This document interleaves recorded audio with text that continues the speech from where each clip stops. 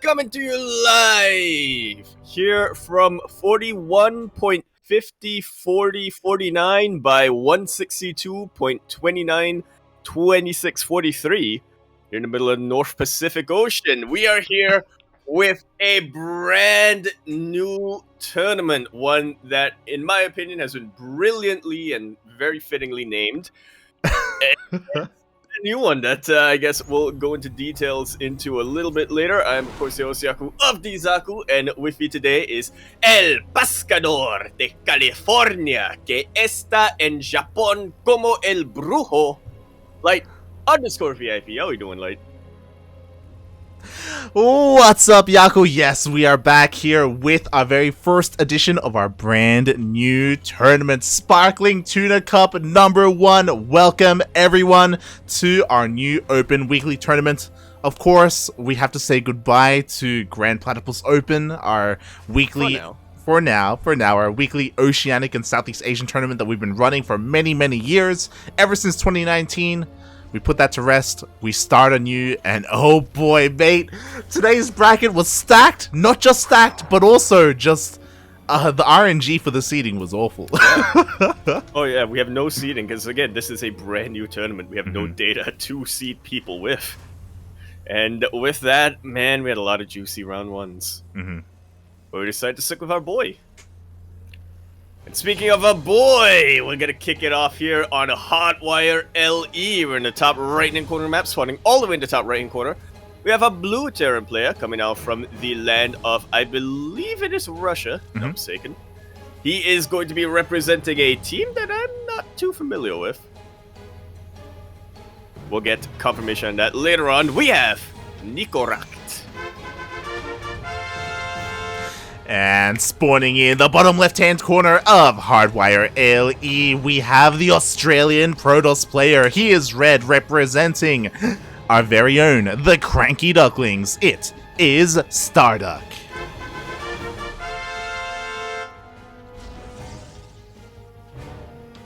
And I'm just getting confirmation now. Apparently Nicoract plays for Psystorm.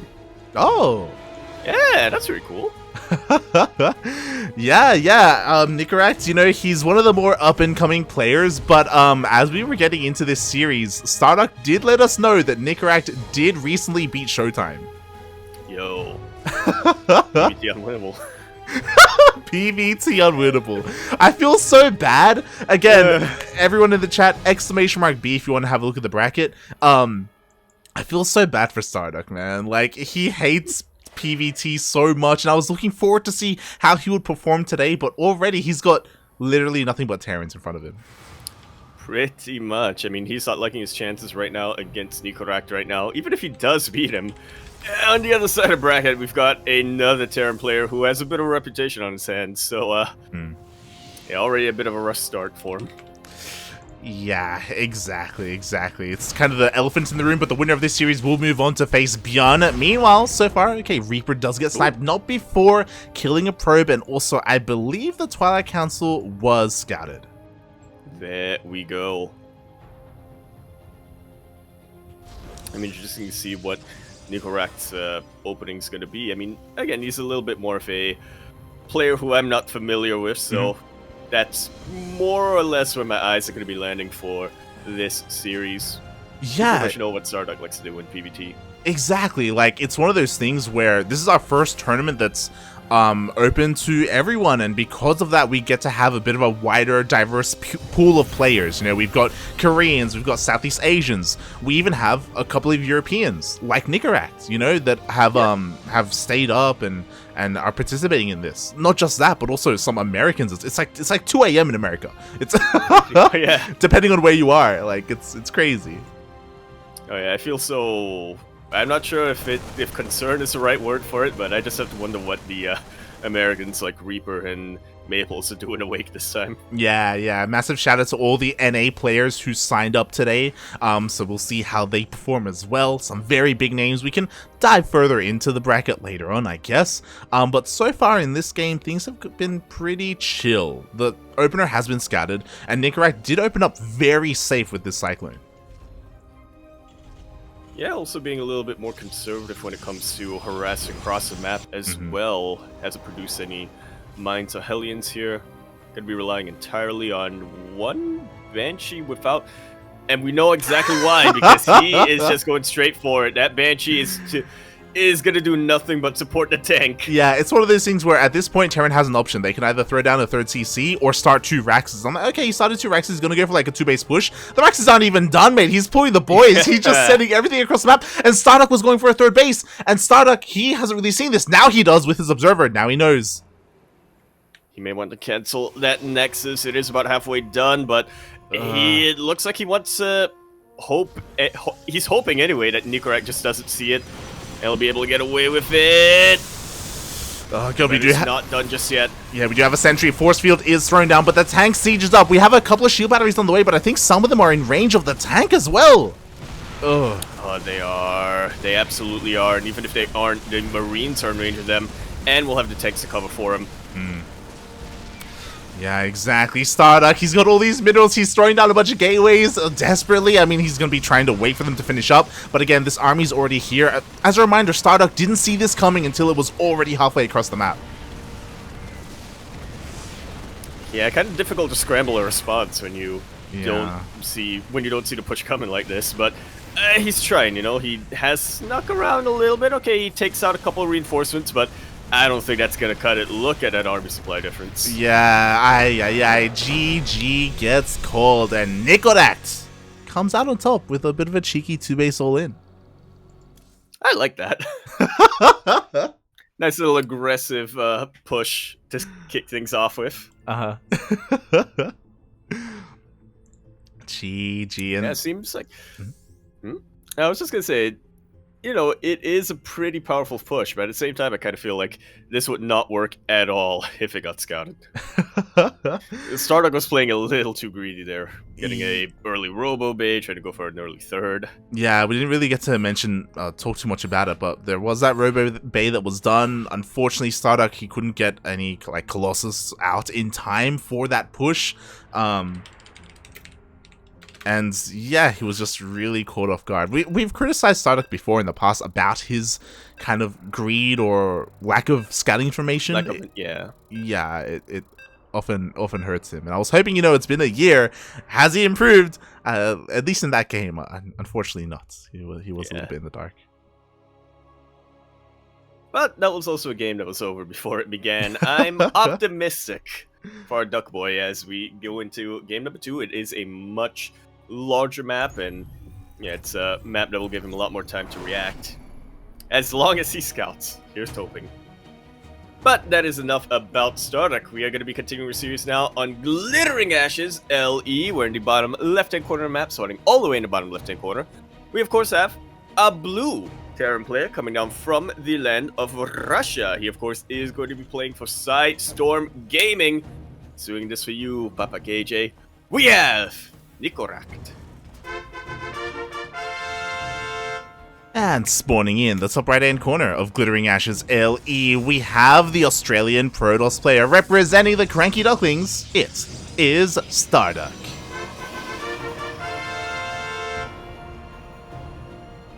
And I want to say that the gloves are off now for him. He got beat with a 2-base push and a SCV pull. Alright, gloves are off.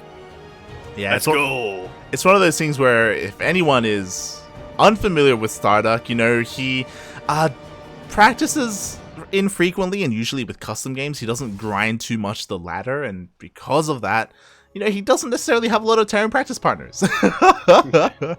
Like, he does customs with Oreo whenever he can, and that's great and all. That's why, like, PvZ is his best matchup, and he excels in PvP. But against Terrans, he can struggle a little bit more. What I will say is that usually he struggles more against things like Widowmine drops, right? Like the constant harassment that affects his economy. But last game was something... having his attention pulled. Yeah. That. But... yeah, last game, I suppose, also highlights a bit of another weakness of his. Speaking of weaknesses, StarDuck is he's being so annoying right now. These poor SCVs, they just want to throw down a CC. I mean, this other SCV got pulled early on, just in case, right? Just in case, you know, that probe did harass the SCV, but even still. Finally, he does throw it down, though. Yeah. So It's not too late. Yeah, already a little cheeky win there by StarDuck, you know, forcing a delay on the CC. Every second counts, especially in the early game. And at the moment, he is hiding his probe from that Reaper, looking to try and dip in again, or maybe even throw down a pylon. That's what I was assuming it was going to do, but yeah, it looks like he just wants to use that probe for scouting for the time being. Yeah. Confirms. Okay, you didn't, like, cancel the CC or anything like that. Like, that would have been insane, mate. That was a fake out. You're not actually just kind of one base all in me with your SCVs. It's always good to know. Definitely. And this time he's going for a very different opener, and this makes a lot of sense on a map like Glittering Ashes. Game 1, you know, Blink Stalkers, Twilight Council, it's what we expect. Feels bad, man. The robot. Yeah, the automatons were sniped. But he is going for a Stargate opener instead, and on a map like Glittering Ashes, because it's so big, you have the freedom to take control of the skies and, you know, to slow down pushes and all-ins. Yeah, that's how you maintain your map control here as the Protoss player. Does take a little bit longer for something like Blink Stalkers to get on top of the map and really start throwing their weight around. So yeah, I'll give us a makes a lot more sense to go for that Stargate, which unfortunately Nicoract has scouted. So yeah, he knows what to prepare for now. Exactly. Earlier, the Reaper did get into the main base, and he confirmed the Stargate, so again, he has all the information he needs. He's still getting that safety Cyclone, just like game number 1, but to add on to that, he's also getting a Viking as well, just for that added anti-air. Yeah, anything you can really do to get rid of these these oracles, right? They are the mind drops of Protoss, in a way. Pretty much, mate. We all know, you know, if an Oracle slips in and you don't have anything ready for it, like, it can just get out of control. So Nicoract doesn't want to take any chances, so it makes sense. Also, because he's up in this series, like, he can play a little bit safer. Yeah. I'll also say the one good thing about Oracles, though, as a Terran player, it happens so quick you don't even notice that they were there. Oh. Beautiful bit of distraction here from StarDuck, chasing away most of the anti-air here, actually forcing a lock on earlier on the Adept, but thankfully for Nicoract, the cooldown did reset. Oh my lord, this Viking's gonna chase it down. This Viking's gonna chase it down! Stop, you gotta move! StarDuck, please! One more volley? No, that's not low! That's not long enough!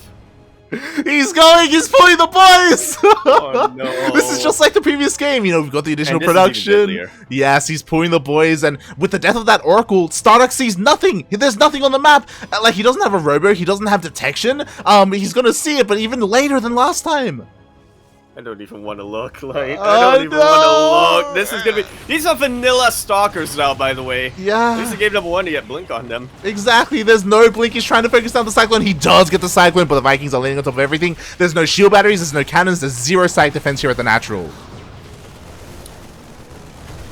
Yeah, everything's just so much more exposed than it was in the previous game, and...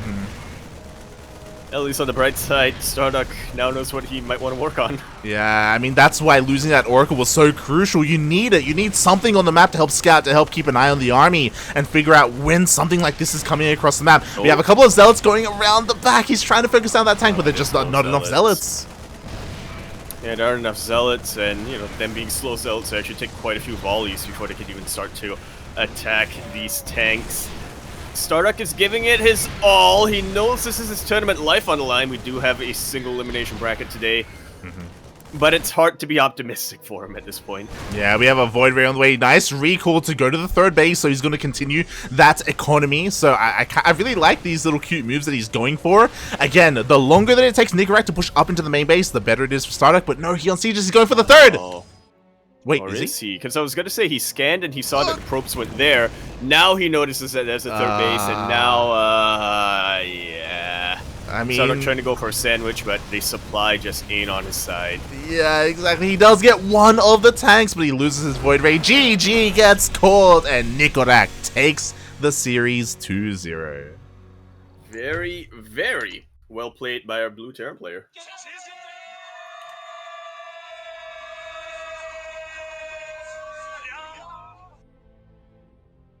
Gee, that's a very powerful push. But I think even more powerful when you do go up against Unfortunately, a very greedy player like StarDuck. Yeah. Unfortunately for Nicoract. Yeah, like both games, StarDuck was going for a third Nexus. You know, both games he was kind of working on a higher tier of tech. Like he was throwing down forges, he was working on more production, on more tech. He just didn't see this coming. 2 games in a row. Feels bad, man. You're gonna have a word with him after the tournament, aren't you? You're having a word with him right now, aren't you? Oh, I can wait. I can wait. Okay. But yeah, brutal. Oh. Oh, okay. I got worried for a sec here, but Yeah? It looks like we have our next series. I was about to say we can head on over to Korea, but no. We'll stay here. We'll stay here for the time being. we might as well follow our winner. Yes. That makes the most sense. So it looks like Chance got the walkover over Maples. Bit of a feels bad, man. I was pretty excited to potentially see Maples today. I was excited as well. But me and Mike and Chance are about to start their series over on the Korean server. I was tempted to follow them, but Beyond did just show up, and we can continue our series here.